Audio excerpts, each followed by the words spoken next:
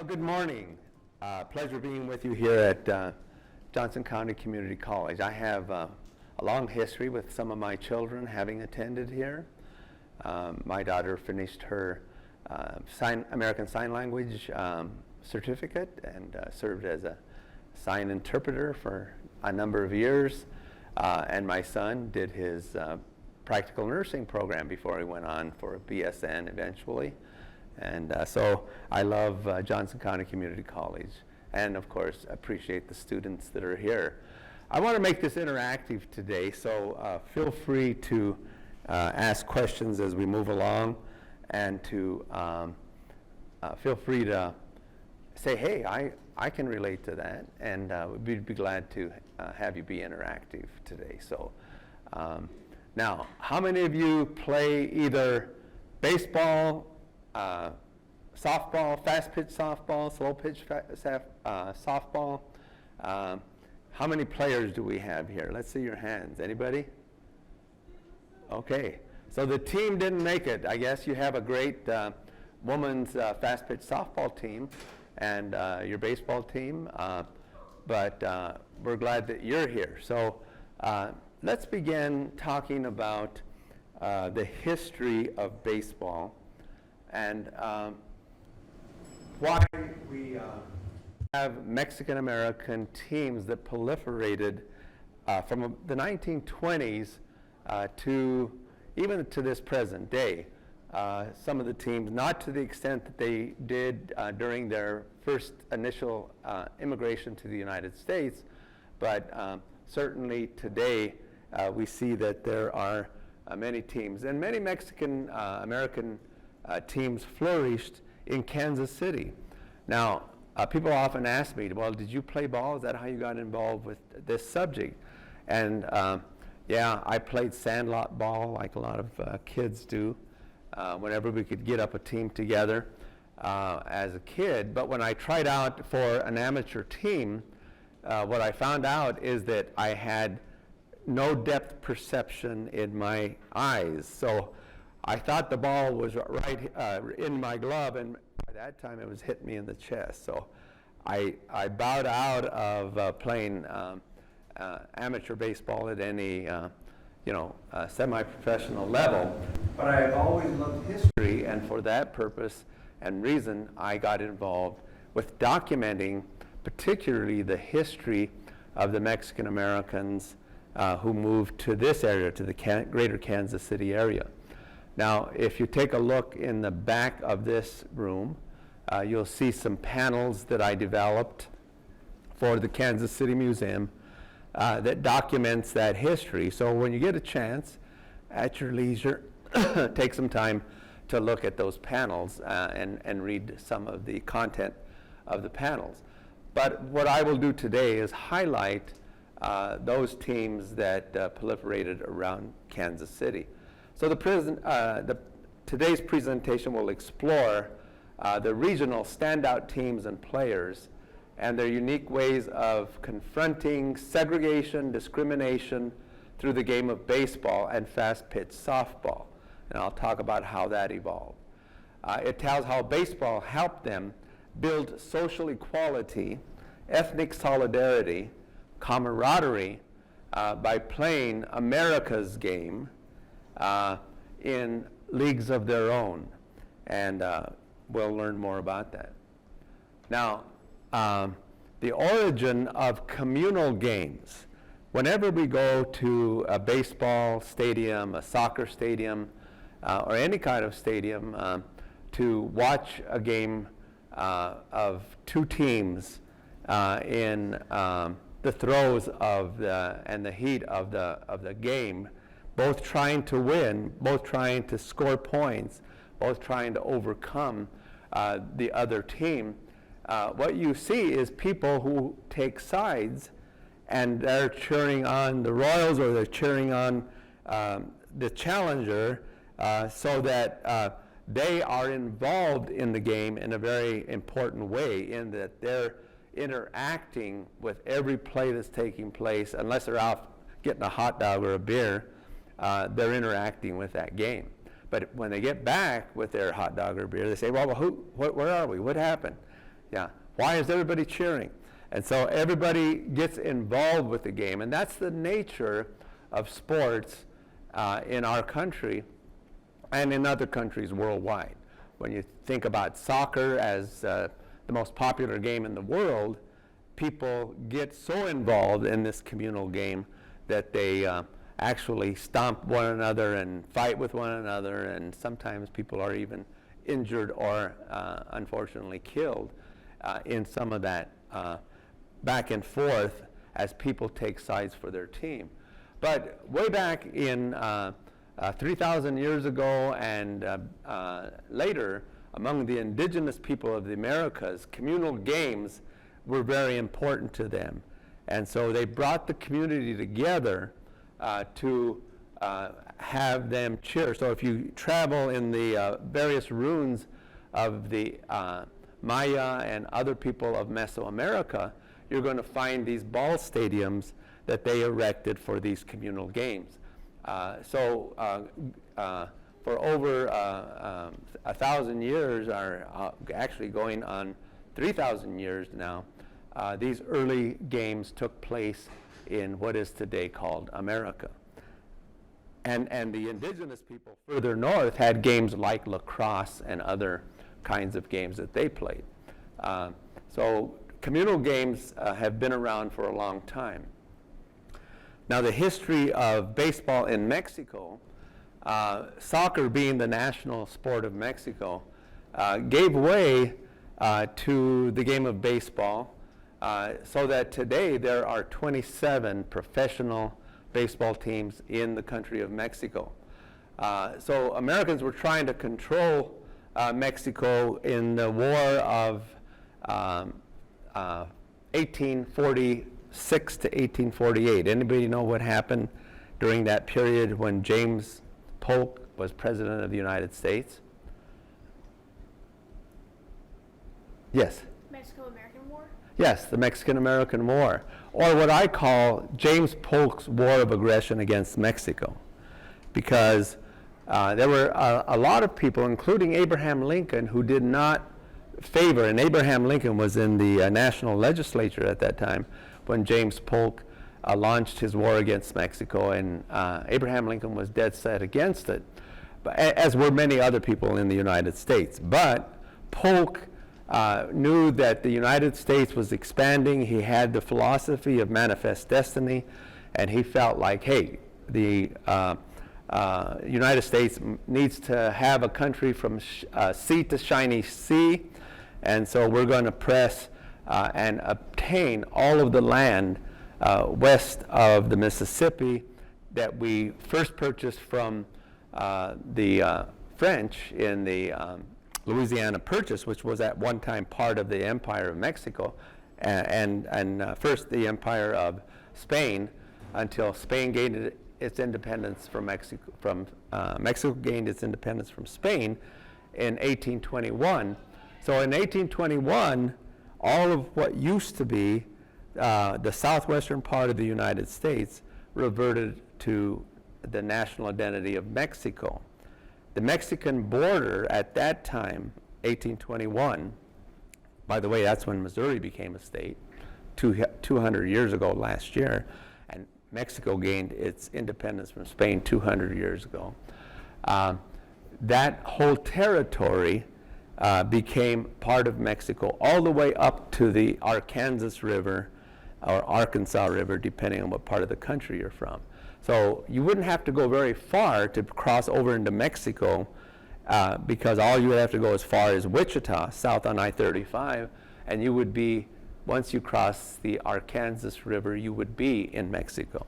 So it hasn't been that long, basically 200 years, or since 1846, less than 200 years, that Mexico's border was right there.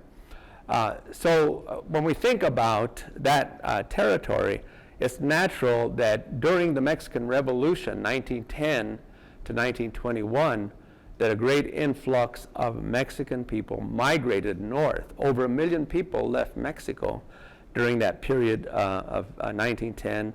Up until about 1930, there was a huge migration of Mexican people. Many of them came to the greater Kansas City area, and their third and fourth generations are still here in Kansas City.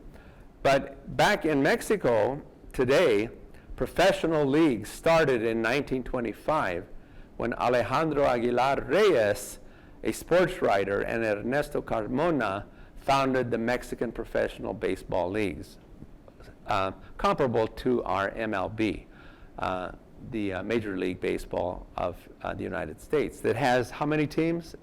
Anybody know? How many teams do we have in the MLB, professional baseball? 30.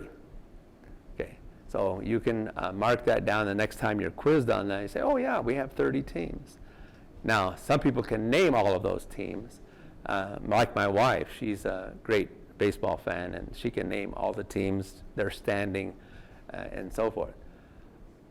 Now, one of the things about American baseball and its evolution in the United States is that it was a segregated game. People of light complexion felt like it was up to them to keep the game of baseball gentlemanly or civil. And here's a quote from the National Baseball Organization of Baseball Players, the NABBP. Back in 1867, they made a decision, and these were amateur players. Professional ball hadn't evolved at that time.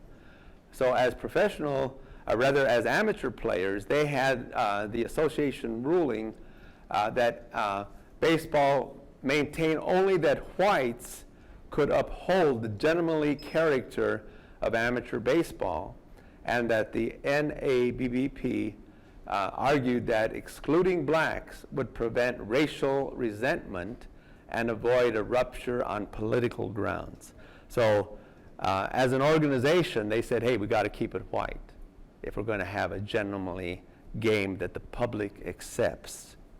And that was the atmosphere into which many Mexicans, when they migrated to the United States, found in the United States, is that even amateur teams, industrial teams, teams by the railroads where they worked, were all white teams. They weren't allowed to play with white players. And so the inequity of that system in both amateur and professional ball was maintained for many years. Now, I'm going to ask one of our technology persons to come up and do me a favor and have you click on that link. Okay, some interesting statistics there on the number of Latinos who play in professional teams. How many of you are baseball fans, watch the various games and so forth? What's happening in the playoffs right now, and especially the wild card games that took place just this past week? Who did you see mostly in very important positions, pitching, hitting, and so forth? Let's ask you back there. I haven't watched any. You didn't watch them, okay. Yeah. Well, you know, it was actually dominated by Latino players, even though right now 28.5% of Latinos make up Major League Baseball, the 30 teams that exist. But it's an interesting phenomenon. Well, you know, baseball has integrated as a result of Jackie Robinson. There were some Latino players who played, if they were light complexioned like me, could play in Major League Baseball, even going way back to the early teams, like the Kansas City Blues, who in 1932 recruited a Mexican player, again, very light complexioned, who grew up in Los Angeles, and he was recruited, but he was never called Mexican. He was called Spanish at that time. So that segregation prevailed all the way up until basically the 1950s, 60s, when teams began to integrate. Now, there's a lot of controversy, especially in southern states to this day, saying, well, we're getting too many of these Latinos into our baseball game. And so that's a kind of a backlash that is happening right now. Because what Major League Baseball found out is that their best players came from Black and Latino players. And especially the Afro-Cubans from Afro-Cuban Latinos who they were Afro-Cuban, Afro-Venezuelans, because the slave trade had taken a lot of slaves to Latin America and Latin American countries. Those countries have evolved with Spanish surnames, people of African descent. And some of the best players in Major League Baseball today are Afro-Latino players. So that phenomenon of Major League Baseball finding their best players in Latin American countries like Venezuela, Cuba, Dominican Republic, the Commonwealth nation of Puerto Rico, all of those players are coming because they start playing ball when they're just little kids. And what Major League teams have found out is if they send their agents down to those countries and help those little kids that are playing ball, get them into special academies, build a stadium for them, that they then are developing their own talent. And you know, it's an interesting phenomenon that is happening right now. Baseball, the game of baseball, Little League baseball as we know it, has become so expensive in this country that you have to spend thousands of dollars, not only on uniforms, equipment, and then private coaches for those teams. If you want to be a competitive team and travel around the country, you have to be part of that. And most minority children, Black and Latinos and others, don't play in those because their families just can't afford the cost of what it takes to play Little League ball in America today.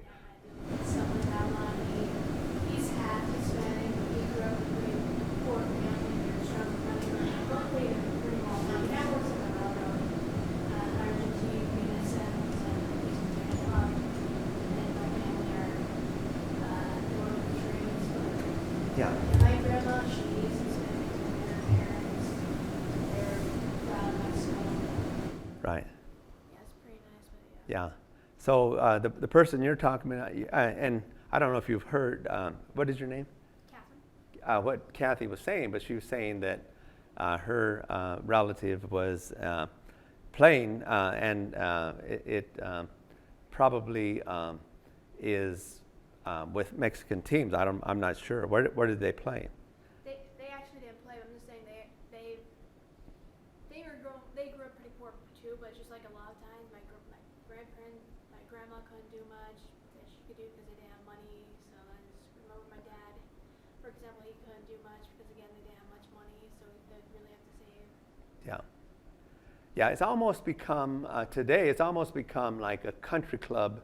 If your parents are in a country club and live in a community where they can afford to get you involved with a good team, a competitive team that travels around the country playing in, national and international competitions, it's become very expensive. But what professional MLB and others have found is that they can recruit people into their minor league farm teams and then get them into the major leagues. And they have ready-made players coming from those countries. So it's an interesting phenomenon that's taking place right now. Let me talk about some of the baseball teams that proliferated around Kansas City region. So Mexican immigrants began playing ball in communities in which they worked. How many of you know the Argentine, Armourdale, West Side communities? Okay, yeah, okay. Well, that's where a lot of the players settled. And so when you look at this team over on the left there, the Railways Ice Company, This group of young men worked at the Railways Ice Company down on 42nd Street and the railroad tracks, the Santa Fe Railroad tracks in that community. But they couldn't play with white teams. This particular picture was taken in 1940. So they formed their own team and began to compete with other Mexican teams around those communities of Armourdale, Argentine, the West Bottoms, and Kansas City, Missouri's west side. It was soon after that they began competing with other teams in other places. Like this team from Newton, Kansas, that played in 1932, their team name, often those Mexican teams would maintain the Spanish language in the name of their teams. For example, the team on the upper right-hand corner is called Cuauhtemoc. Anybody know who Cuauhtemoc was?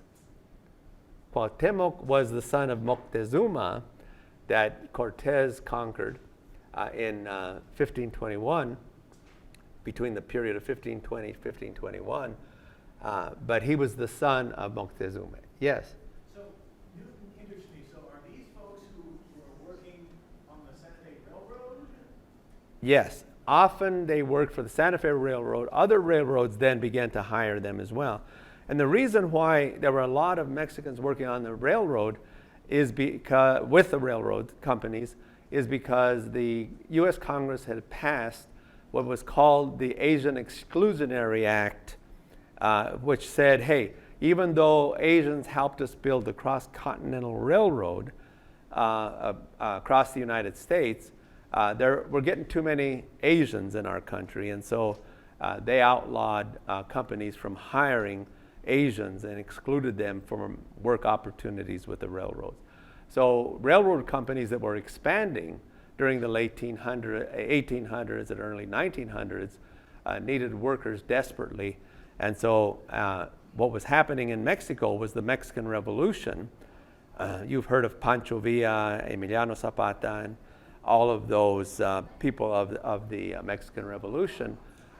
They were fighting in the Mexican Revolution to have equity in land distribution and the equity in the distribution of wealth in Mexico.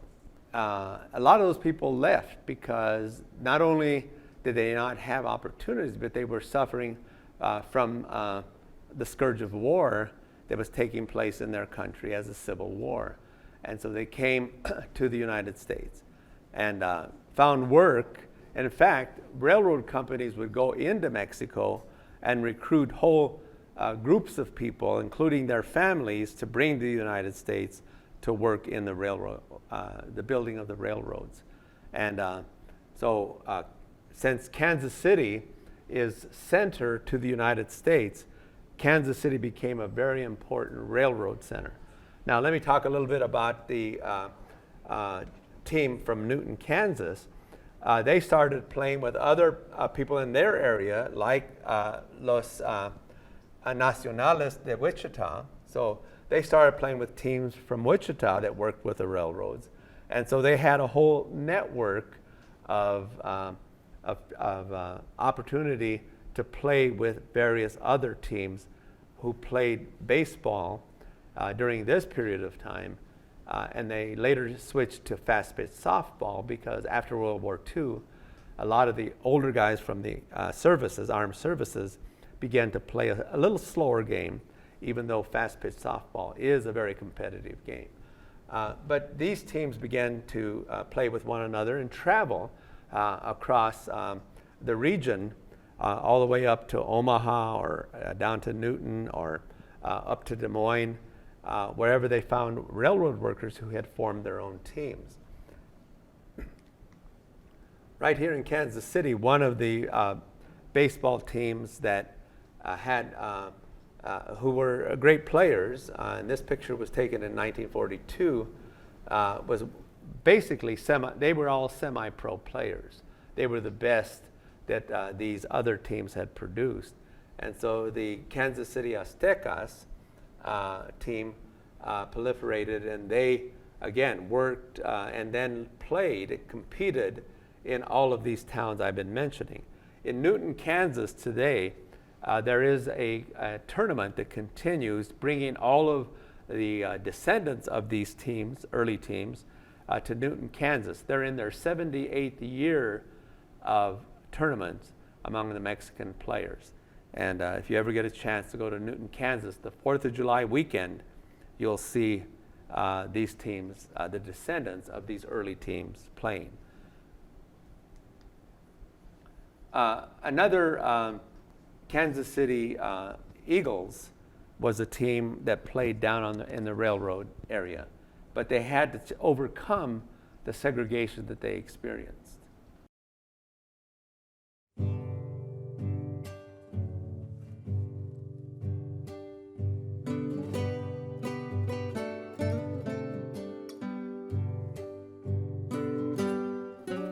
Hello, everyone.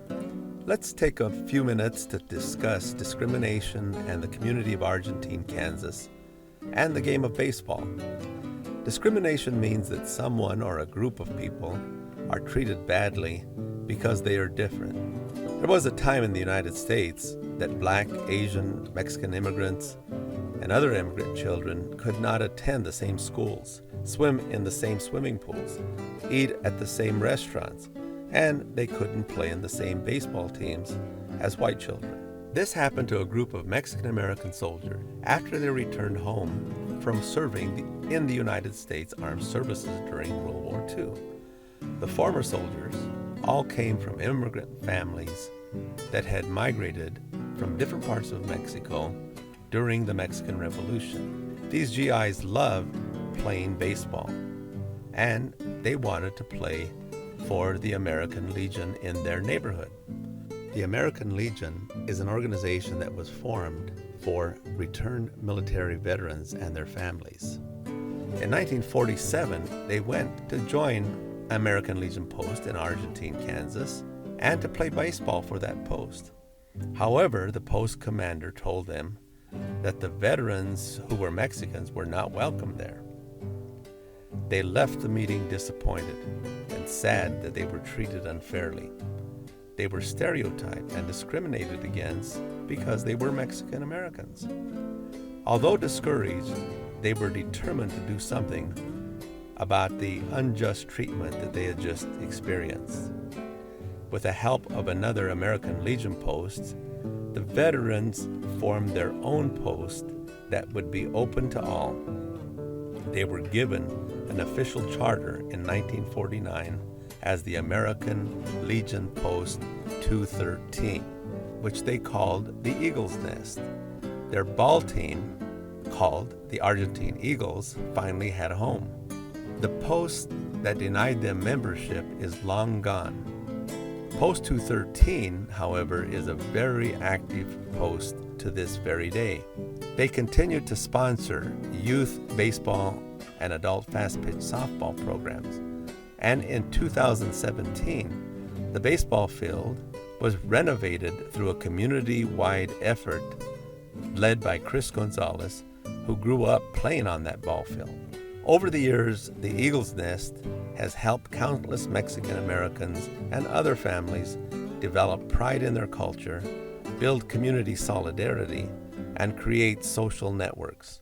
Solidarity means coming together and supporting one another. If the Mexican American GIs did not advocate for themselves, the American Legion Post 213 would not have come to be. Advocating means standing up for yourself and for others, especially in the face of negative stereotypes. That is exactly what these brave soldiers did.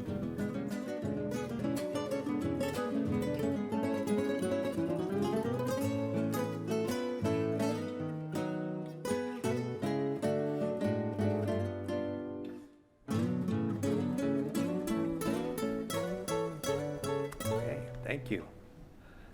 Okay, any questions so far or comments that you'd like to make? Okay. Yes. I think it's kind of amusing that's still saying today in the beginning of the post that just denied them is not standing anymore. Just they were able to get that, like how it's still saying today. Yeah. Well, and that shows the determination of these GIs and I think the Mexican community, because surviving the American culture when there is racism and discrimination, segregation, you have to have a certain amount of initiative to say, hey, I'm not going to let this get me down. I'm going to do what I need to do. Some of you in this very room may have experienced that in your own family, where maybe your parents or your grandparents experienced discrimination, but they were determined to survive and to overcome that challenge that was offered to them in order to make sure that they had a place in American society. So that's important. And thinking about women in baseball, that's a fairly recent phenomenon, because women were not encouraged back in this time period to get involved with sports. They were to be at home making tortillas, right? Especially Latina women. But there was a group of Latina women, not only in Kansas City, but throughout this area that I've been talking about in Kansas, Missouri, Iowa, Nebraska, where migrant people came to work, whose second generation of young people, like these young women that you see here, they themselves were born in the United States, so they were first generation Americans, and they said, hey, it's World War II, most of our guys who played ball are off fighting the war, either in the Pacific or in Europe, and so we're going to start our own teams. And that was the case with the Lady Aztecas. I showed you the Azteca team earlier. Many of these women, young women, were either wives or sisters of those early Azteca team players. And so they played in Armourdale, and there are still survivors to this day. For example, Rose Amayo, whose mother is pictured in this back row there, who herself played ball and continued the tradition, as many of the descendants of these former players, men and women, continue. So long before Title IX required schools, for example, to teach women to play in various sports, these women took it upon themselves to form their teams and play in amateur teams that really were quite good.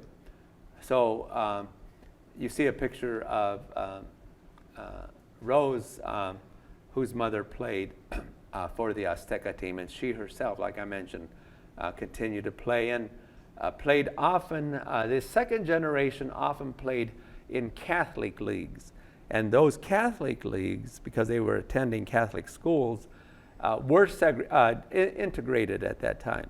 So even though in the early days of the migration, many of the Mexicans were segregated into separate schools, by the time of the 1940s and 50s, they started attending Catholic schools where the players and the teams were integrated within the school. So, and they learned discipline, teamwork, honesty, and commitment that their parents had taught them.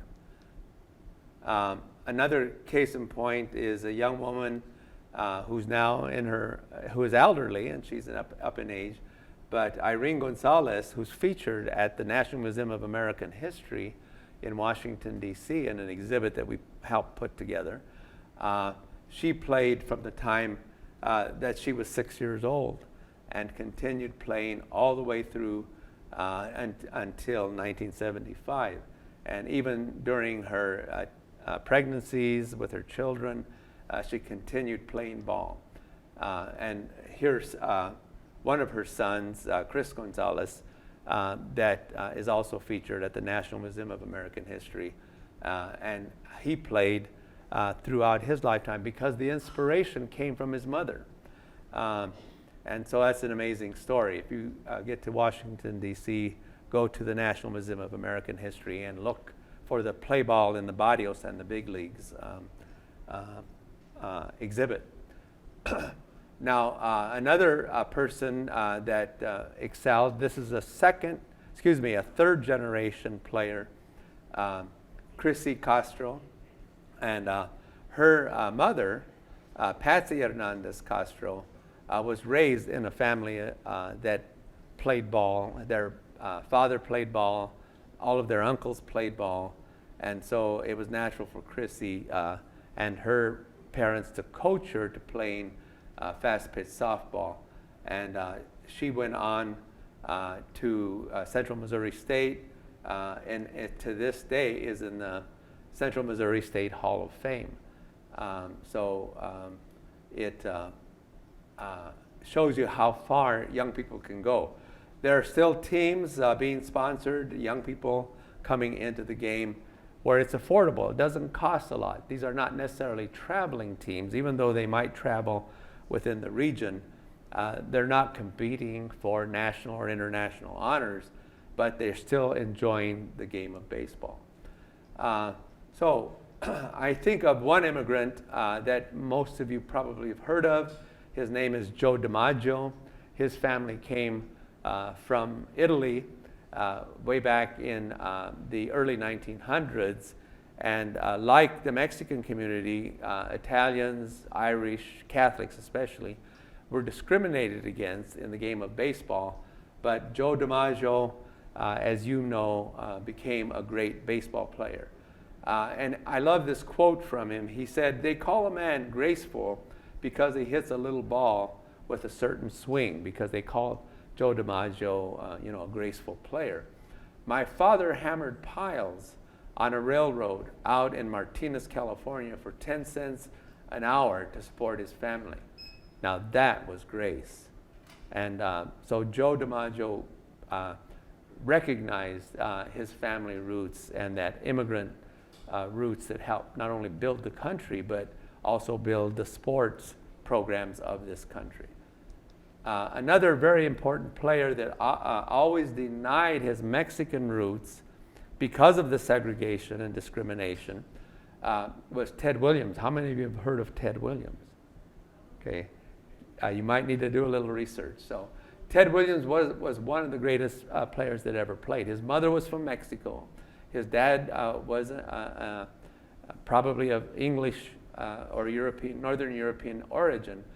In 1946, the Red Sox won 104 games, mostly because of the hitting ability of Ted Williams. He died never admitting publicly that he was the first Hispanic, that is Mexican-American ball player superstar. And that was a shame, one of his cousins said, but he was a product of his time. So he had to deny his ethnic origin on his mother's side of the family in order to survive in professional baseball in the country at that time. Now, I mentioned that there is an exhibit at the we had it at the Negro Leagues Museum, but it has moved on to the National Museum of American History. And this program, if you follow that link, if you're interested, you can take a picture of that link a little later. But you'll find a huge amount of information, not only of the Kansas City area, but wherever Mexicans went, they started their teams. And so those teams are highlighted in this particular program exhibit at the National Museum of American History. So there are resources that you can do because the National Museum of American History under Margaret Pocio, Salazar Pocio, collaborated with people in 14 states to bring this exhibit to Washington, D.C., and including Puerto Rico as well. And we had a collecting initiative here in Kansas City, and those artifacts that we collected here as one of those 14 cities is now in that national exhibit. There are other resources, including a book in English and Spanish, a traveling exhibit through the Smithsonian Traveling Exhibit program. There are other things that educational resource like the short videos that people produced in their communities. And I was a co-author in a book called Mexican-American Baseball in Kansas City. You can go on Amazon, and I think it's selling for probably about $15 right now. If you want to get more in depth into the baseball and fast pitch softball scene in Kansas City. All right. So with that, we'll refer you to the annual Los Sabios Games. That's a commemorative game that I started 8 years ago through the Kansas City Museum that sponsors along with other sponsors. And we do an annual game at the Eagle's Nest. So if you're interested and want to find out about that, I'll be glad to help you. And then there are some short videos that you can take a screenshot of and look them up. So, any questions? Actually, an announcement. My class, if you need to go to your next class, go ahead and go. If you need to get your Okay, got you. All right. Sorry, these are all my students. Yeah, thank you. All right. I'm glad you came and were able to be here with us. Thanks for having us. Thank you very much. Okay. Really good job. Good. All right.